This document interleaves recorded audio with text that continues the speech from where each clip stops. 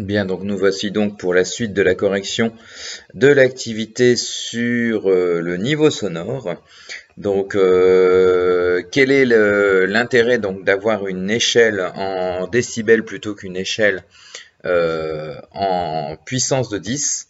Eh bien, vous voyez que l'écart entre les deux conversations à voix basse et la conversation à voix normale serait d'un écart de 1000, ce qui serait assez difficile à représenter, tandis que en décibels, on a un écart de seulement 30 décibels.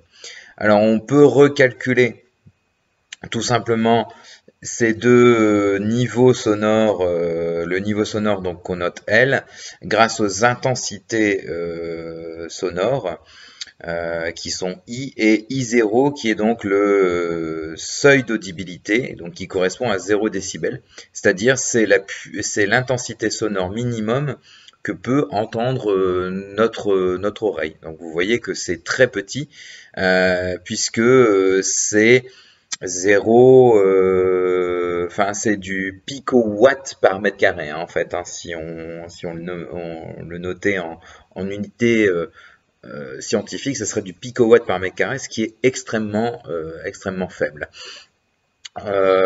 Donc ici, le niveau d'intensité sonore L1 avec donc une conversation à voix basse, il est donc de 20 décibels, hein, donc 1 10 puissance moins 10 sur 1 10 puissance moins 12, ça fait donc du 10 puissance 2, et log de 10 puissance 2, ça fait 2, puisque en fait log de 10 puissance 2, ça fait 2, pourquoi? Parce que le logarithme et la puissance de 10 sont des fonctions complémentaires, donc ils s'annulent les unes les autres. Donc il faut retenir que log de 10 puissance A, ça fait A, et 10 puissance log de A, ça fait A aussi. C'est comme racine carrée de A au carré, ça fait A, et A au carré, le tout à la racine, ça fait A aussi. C'est des fonctions qui sont complémentaires. Donc on obtient 20 décibels, et ici donc pour le niveau d'intensité sonore L2, donc pour I2 égale 10 puissance moins 7, on obtient donc 10 puissance 5, log de 10 puissance 5 ça fait 5, 10 fois 5 ça fait 50. Donc on retrouve bien nos 20 et 50 décibels. Alors vous verrez que dans la vidéo de C'est pas sorcier, Jamy parle d'une échelle de niveau d'intensité sonore qui est entre 0 et 200 décibels, donc qui correspond à le niveau d'intensité sonore, donc l'intensité sonore I min correspond donc à 1 10 puissance moins 12 watts par mètre carré, hein, c'est ce que effectivement l'oreille peut entendre au minimum, c'est-à-dire 0 décibels. Et pour un niveau d'intensité sonore L max, donc avec une intensité sonore qui vaut 1 10 puissance 8 watts par mètre carré, c'est-à-dire qu'on est très proche du gigawatt par mètre carré, on est à 0,1 gigawatt par mètre carré, ce qui est énorme. Là clairement vous explosez vos tympans, vos oreilles, etc. On est à du 200 décibels, sachant que dans la vidéo de C'est pas sorcier, donc je vous remettrai le lien sous cette vidéo, une fusée ça atteint 180 décibels. Alors justement, en faisant le parallèle avec cette vidéo, que je vous invite à aller voir, donc comme on l'a vu en cours, entre 11 minutes 25 et 13 minutes 11, vous aurez en fait une question qui est posée par Fred, où il mesure le niveau d'intensité sonore d'un scooter en accélération qui vaut 90 décibels. Jamy lui parle de la fusée qui fait 180 décibels, et donc il interpelle Jamy en disant bah, d'accord, ok, donc si je mets deux scooters qui font 90 décibels chacun en accélération, je devrais pouvoir obtenir le niveau sonore de la fusée qui serait donc de 180 décibels, puisque pour lui 90 décibels plus 90 décibels ça fait donc 180 décibels. Or lorsqu'il fait la mesure, il obtient 93 décibels. Donc interpelle Jamy en lui disant bah, le sonomètre ne fonctionne pas, le décibelmètre ne fonctionne pas. Alors on va voir que en fait si ça fonctionne tout à fait parfaitement, avec une démonstration ici qui est par rapport au texte, qui est donc que retirer 3 décibels correspond à diviser l'intensité sonore par 2 dans le document 1. On va vérifier que c'est juste, et donc du coup confirmer aussi ce que va dire Jamy par la suite, donc dans la vidéo entre 13 minutes 11 et 15 minutes, où vous avez l'explication et sur laquelle je reviendrai après. Donc pour démontrer cette affirmation, il faut donc repartir de la formule donnant le niveau d'intensité sonore donc qu'on note L en fonction de l'intensité sonore qu'on note I. Alors ne confondez pas intensité et niveau d'intensité sonore. Alors donc ça veut dire qu'on a L fonction de I. L c'est égal à 10 log de I sur I0. En général on vous la redonnera mais ça peut être bien de la retenir. Et de cette formule, on va déduire donc l'intensité sonore, cette fois-ci en fonction du niveau d'intensité sonore, c'est-à-dire I fonction de L.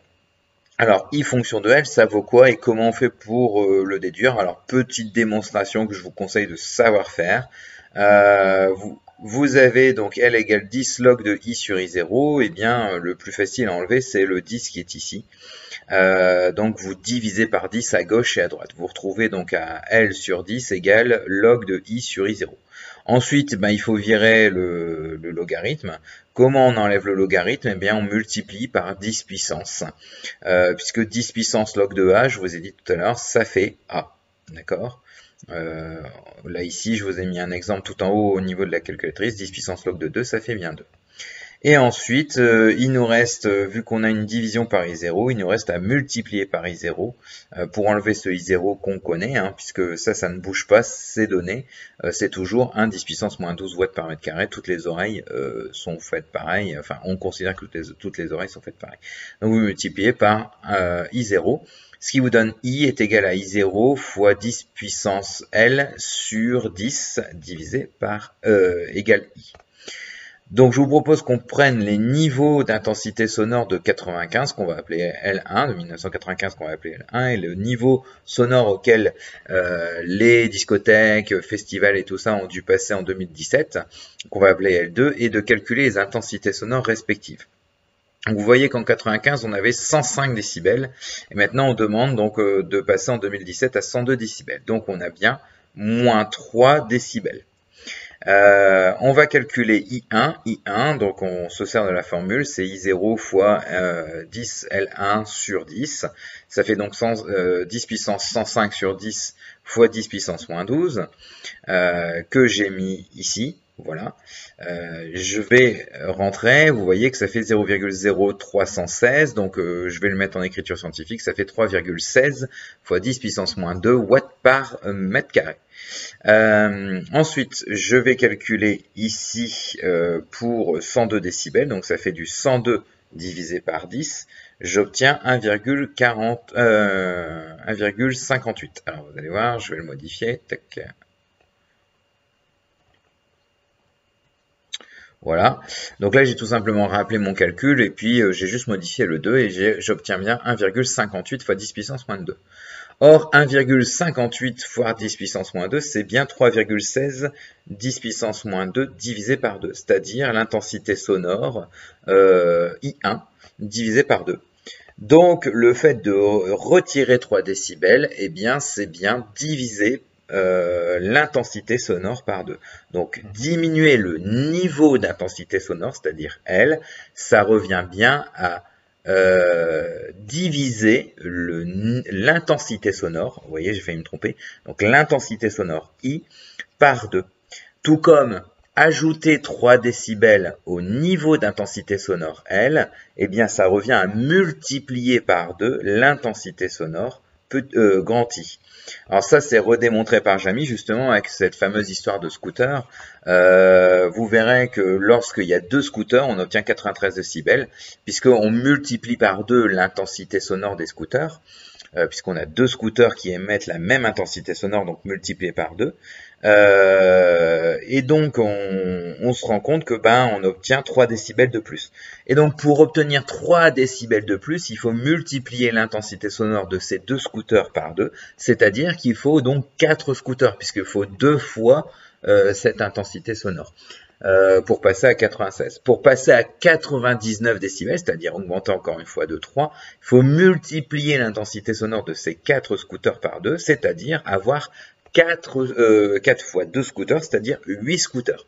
Pour passer à 102, vous avez compris, pour passer à 102 décibels, eh bien, il faut multiplier cette intensité sonore de